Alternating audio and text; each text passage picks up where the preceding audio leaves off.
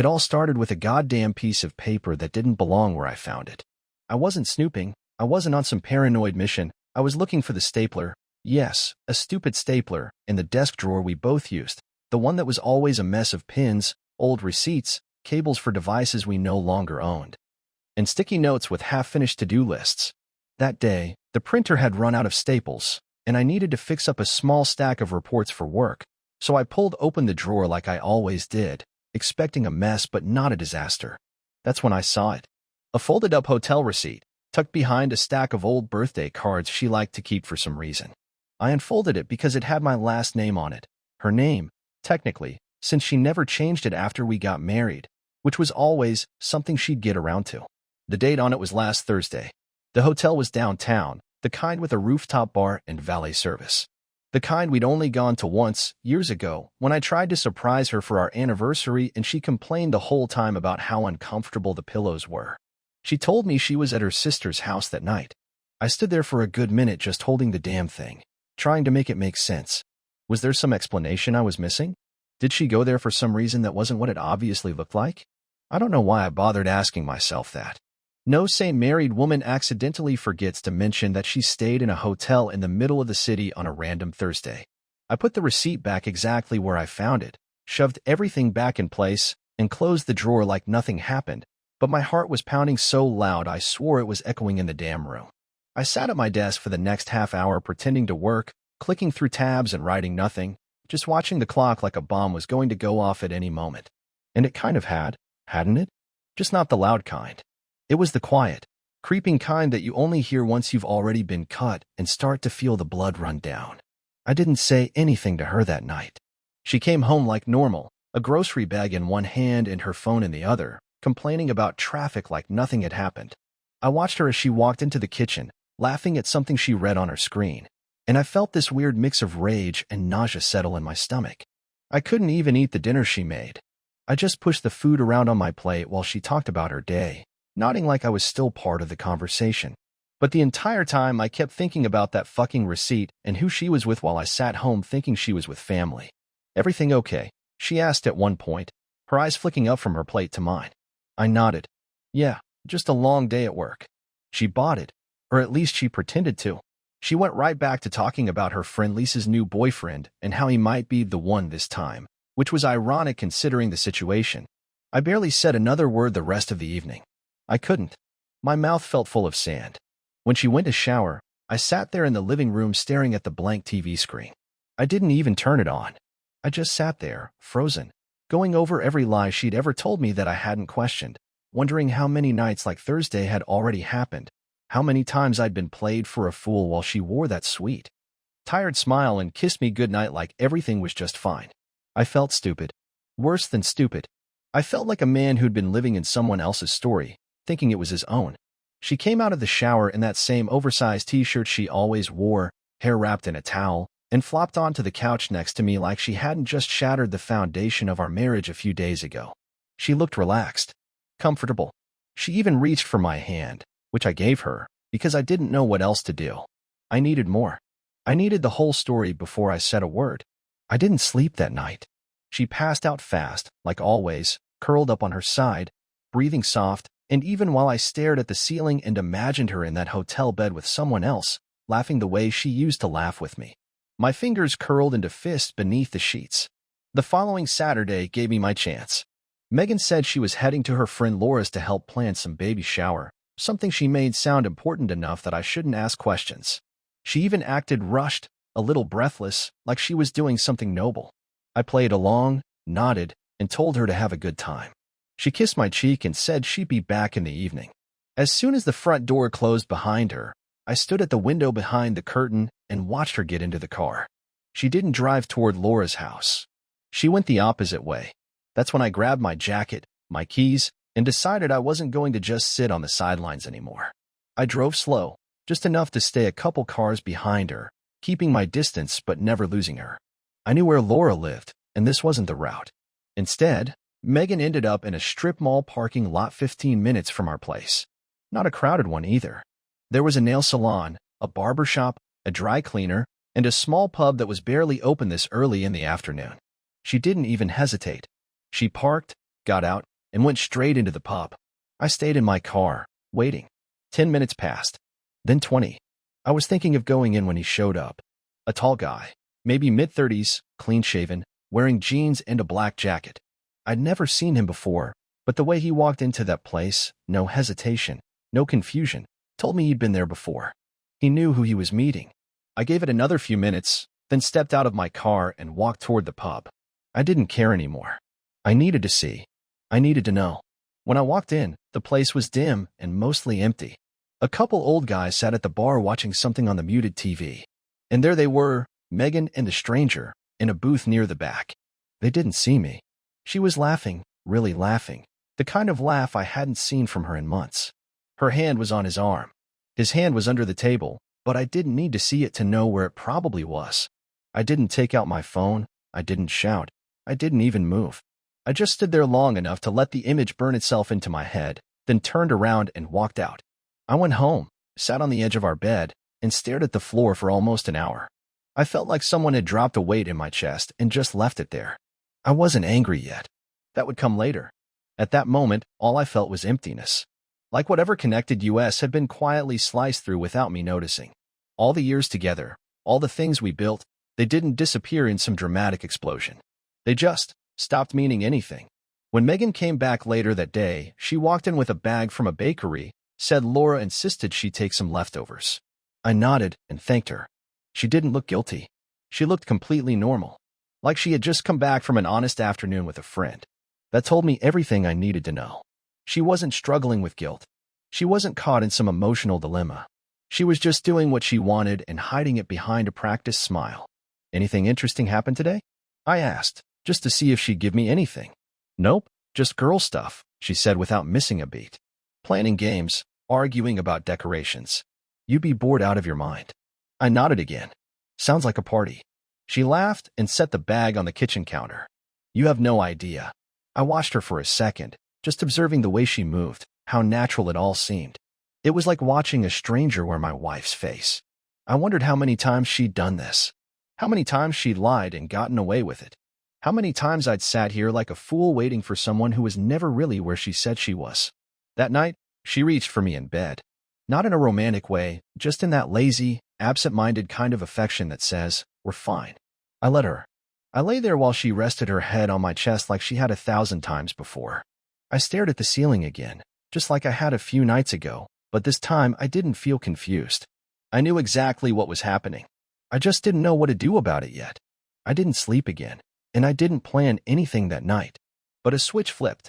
Something inside me that had spent years trusting, loving, hoping, whatever that part of me was, it shut off like someone hit the lights. I didn't want to talk about it. I didn't want to cry or yell or beg for answers. I wanted to make her feel it.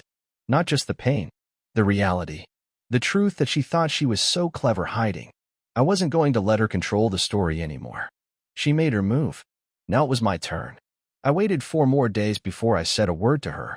Not because I needed more time to process or because I was scared, but because I wanted to see if she'd slip. I wanted to give her the chance to come clean, to offer me even the slightest piece of truth on her own, without being cornered. But she didn't. Every day went on just like before, casual kisses goodbye, short talks about work, a dinner here, a takeout order there. She wasn't even trying to pretend things were good, because in her mind, nothing had changed. That was the part that pissed me off the most. I was sitting on a live wire, and she was playing house like she hadn't just thrown a grenade into everything we built. The plan wasn't anything complex. I didn't need grand gestures or traps. I just waited for her to walk through the door after another one of her afternoons with Laura.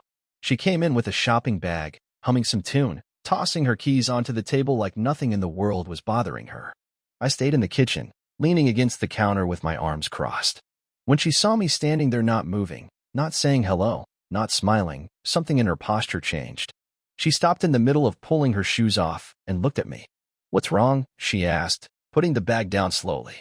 I didn't answer right away. I just kept looking at her. Finally, I said, "How's he doing?" She frowned, acting confused, shaking her head a little like she didn't understand the question. "Who?" "The guy from the pub. Black jacket. Tall. You laughed a lot with him." Her face didn't go red. She didn't stammer. She didn't drop the bag and start crying or confessing.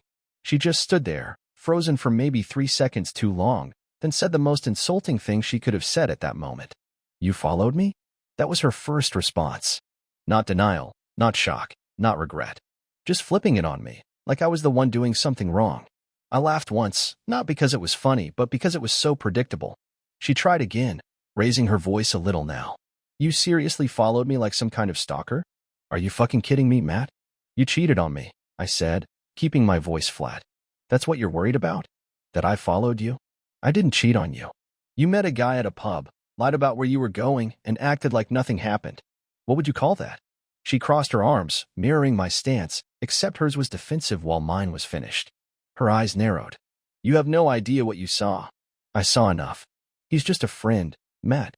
We were talking. That's it. I was inside. I saw your face. I saw his. I saw your hand on his arm. That's not just talking." She went quiet again, shifting her weight from one foot to the other. Then she tried a different tactic.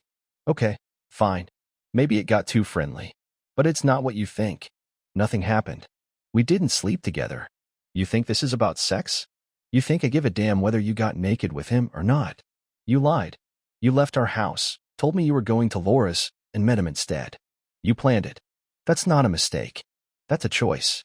She started pacing, muttering under her breath, then turned back to me, angrier now. "You never listen to me. You don't ask how I feel. You come home, do your routine, expect everything to be the same. Maybe if you paid more attention." "There it is," I cut her off. "It's my fault. Right. You cheat. But I didn't ask you enough about your day, so obviously that gives you a pass." "I'm not saying it's your fault," she snapped. "I'm saying we've both been miserable, and you know it. Don't act like I'm the only one who gave up." "I didn't give up," I said, pointing at her. "I'm still here. I still showed up. You're the one who started sneaking around like a damn teenager. You didn't come to me. You went to some stranger and lied to my face. You don't understand what it's like to feel invisible," she shouted, and that was the first honest thing she said. "You just exist in your own little world and expect me to orbit around it. And instead of saying that to me like an adult, you decide the solution is to lie about who you're seeing and spend the afternoon touching hands over beer? I didn't plan to feel anything. It just happened. That's your excuse? It's better than you pretending everything's fine when it's not." "You're right," I said, walking toward the hallway. "It's not fine. And I'm done pretending." "Where are you going?" she asked, her voice dropping a little. "To sleep in the guest room. And tomorrow, we talk about what comes next." She didn't stop me. She didn't follow. She didn't even say goodnight. I closed the door behind me, lay on the bed, and stared at the ceiling again. Only this time, there were no questions. Only decisions to make. The next morning, I got up before she did. I took a long shower, not because I needed it, but because I wanted time to think without hearing her voice or seeing her face. I didn't want to start the day by repeating last night's fight, and I sure as hell didn't want to sit across from her at the kitchen table pretending to eat eggs while she pretended nothing was wrong. By the time she came downstairs, I was already dressed, had my keys in my hand, and told her I'd be out for a while. She didn't ask where I was going. She just nodded and turned back to the fridge like I was her roommate and not her husband of almost 10 years. That silence told me everything. She didn't want to fix anything. She was just waiting to see what I'd do next so she could react accordingly. So I gave her something to react to. I went straight to our joint bank account that morning, transferred half of everything into a new checking account I'd already set up online the night before, and removed her name from it. Then I printed out 6 months of statements and highlighted every transfer she'd made to the card she used for her personal spending. The one she always said was for groceries and gas, but somehow had a lot of restaurant charges and out-of-town purchases I never questioned. I made copies of everything, put them in a folder, and drove to my friend Leo's place. He'd gone through a brutal divorce 2 years ago, and while we hadn't talked much about the details back then, I knew he'd understand now why I was asking so many questions about lawyers, assets, and timelines. "You serious about this?" Leo asked after I showed him the receipts and the printouts. "Dead serious. You want to make it ugly or just walk away clean? I want her to feel it, not just leave. I want her to realize what she threw away." Leo nodded slowly, then leaned back in his chair and started giving me names and steps. He told me what to do, who to call, what to avoid.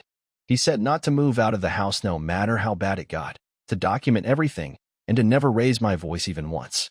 "Let her be the unstable one," he said. "You stay calm. You want to win this. That's how you do it." And I listened. Every word. By the end of that day, I had already met with a lawyer, handed over the documents, and started the process of securing my side of things. I didn't file yet. I wanted one more move before that. Something she wouldn't see coming. Something that would remind her that while she was sneaking around, I was paying attention. That night, I cooked dinner. Not microwave leftovers or a sandwich, but a full meal: grilled chicken, roasted vegetables, and a bottle of wine. She looked at the table like she'd stepped into the wrong house. "What's all this?" she asked, confused. "I figured we should have a nice meal. Talk things through." She hesitated for a second, then sat down. I poured the wine, cut my food, and made small talk about work, like I hadn't spent the entire day preparing to burn her little world down. She played along, either out of guilt or just confusion. Halfway through dinner, I leaned forward. "I made an appointment with a lawyer today," I said, watching her face. Her fork stopped midair. She blinked a few times, then put it down carefully. "You're serious?" "Yeah. I already started the paperwork." She didn't speak for a few seconds, then exhaled hard through her nose. "So you're really going to throw it all away?" "No," I said. "You did. I'm just cleaning up the mess. I told you nothing happened. You told me a lot of things. That doesn't make them true." She pushed her plate away and stood up. "So what? This is your way of getting back at me?" "No, this is my way of not being a doormat anymore." "What about the house?" "The accounts. Split down the middle. I already moved my half. You can do what you want with yours." She stared at me, probably trying to figure out if I was bluffing. I wasn't. "I can't believe you're doing this over something that wasn't even physical," she said, voice shaking. "It wasn't about sex, Megan. It was about respect. You didn't just lie once. You built a whole side life around it. That's what I can't forgive." She left the table without another word. I sat there, finished my wine, and cleaned up the dishes like it was just another evening. But I knew things had changed now. The balance had shifted. She thought she had the upper hand, thought I'd beg or blow up or break down. But I wasn't doing any of that. I was taking control, quietly, thoroughly, and without warning. The night before I filed the papers, I sat on the edge of the bed for a long time without speaking. She was already under the covers, scrolling through her phone like we weren't standing at the edge of something permanent. She kept glancing at me but didn't say anything, and I knew she was waiting for me to either blow up or back down. I did neither. I waited until she put the phone down, turned the lamp off, and lay on her side facing away from me. That's when I finally spoke. "I want to hop before we do this tomorrow." She didn't turn around right away, and when she did, her face was hard to read. Tired, mostly. Her voice was quiet. "Talk about what?" "About what this is now. About what's next. About what's left." She sat up slowly, pulling the blanket around her like she was cold, but it wasn't cold in the room. It was just uncomfortable. That kind of heavy discomfort that fills the space between two people who used to understand each other. "You already made your decision," she said. "What's the point? I want to hear it from you. I want to know what you actually feel about all of this. Not the version you rehearsed, not the damage control. Just the truth." She looked down at her hands, then back at me, and for once, she didn't try to play innocent. She didn't try to blame me or minimize what she'd done. "I think I stopped caring a while ago," she said. "Not because I wanted to. It just happened slowly. You stopped noticing me, and I stopped trying to make you." "I never stopped noticing you," I replied. "I just thought we were comfortable. I thought we didn't need to say everything out loud all the time." "Well, I did," she said. "I needed to feel wanted. Not just like a roommate or a part of the routine. I know what I did was wrong, but I wasn't out looking for it. He just made me feel like I existed again." I nodded slowly, absorbing every word. It was the most honest thing she'd said since this whole thing started. But it still wasn't enough. "So you were lonely, and instead of talking to me, you lied to me." "I didn't plan it like some big scheme," she said. "I didn't go into it thinking, I'm going to cheat on my husband. I just liked how it felt to be seen again." "And now what?" I asked. "You want to be with him?" She shook her head. "No, it wasn't about him. It never really was. He was just there. I don't even talk to him anymore." "That doesn't fix anything." "I know." There was silence between us again. Not the kind that comes from nothing left to say, but the kind that comes from realizing too much has already been said too late. I sat back, resting my arms on my legs, staring at the floor while the words settled around us. "I'm filing tomorrow," I said, finally. "It's done. We can talk about logistics after, but I'm not dragging this out. I'm not staying in this house trying to pretend we're okay." "I don't want to fight you," she said. "I don't want this to be some war." "Then don't make it one." She nodded once. What do we tell people? The truth, I said. We're done. You made your choices, and I made mine. No need to spin it. I didn't think it would end like this, she said quietly. Neither did I. I stood up, pulled a blanket from the closet, and went to the guest room without saying anything else. I didn't slam the door. I didn't cry. I lay there on that stiff mattress staring at the ceiling again, same as I had been doing for nights now. Only this time there was nothing left to wonder about. The lies had been unpacked, the explanations given, and the last thread holding everything together had been cut. I wasn't angry anymore. Just tired. Just ready. 2 weeks later, everything was in motion. The paperwork was filed, the accounts were split, and I had already found a small apartment across town. Nothing fancy, just a one-bedroom place with enough space for a desk, a bed, and a couch I didn't have to share with anyone. I left her the house.